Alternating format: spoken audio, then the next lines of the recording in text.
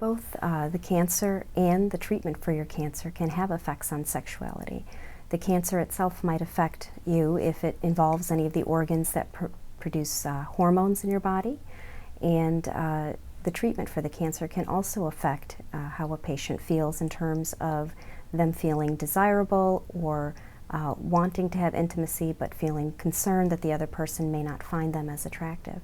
I think the most important thing for you would be to talk to both your physician as well as your family about these feelings. It's completely normal. With a diagnosis of cancer and its treatment, you may be tired. You may just not feel the way you normally feel. You may not be sleeping well.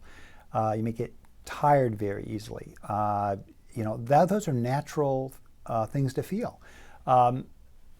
In somebody who has enjoyed an active sexual life, those are feelings that can be overwhelming and quite distressing.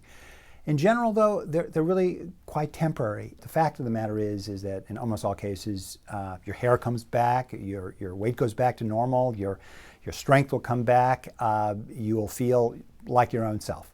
So it's important to keep that in mind. When you're diagnosed with cancer, I think it's very important to recruit your family and friends around you, and that includes your significant other and partner in life.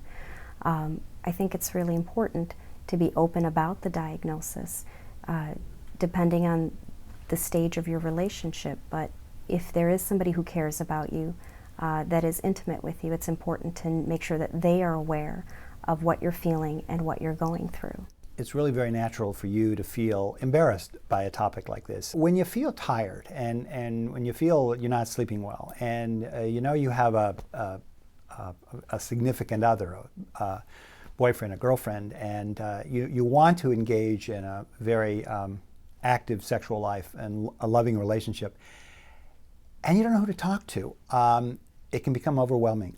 The most important thing I can say is talk.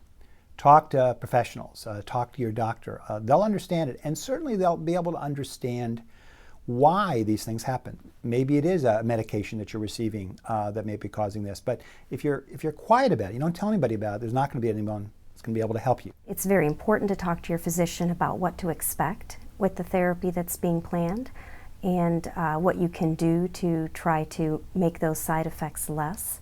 It's also important to know that sometimes cancer treatment can affect your blood counts and your blood levels and your platelet levels, and these are also important things to talk to your physician about so that you have some guidance in terms of what is okay or not.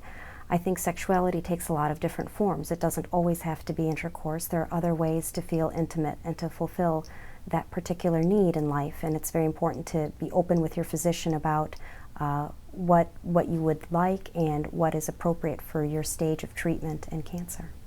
It's important that you appreciate that the stress that you're under is very real. But quite frankly, it's also important to recognize that the stress that you're under is going to affect your partner, your significant other. And communication about these concerns are very important, and particularly sexual concerns. There's nothing more intimate than sexual relationship. And you maybe feel that you're overwhelmed, your partner may feel overwhelmed, and when you feel you're at a point where that communication is breaking down, you got to talk. Express your feelings. Your loved one is going to understand, and having that communication is only going to make things better.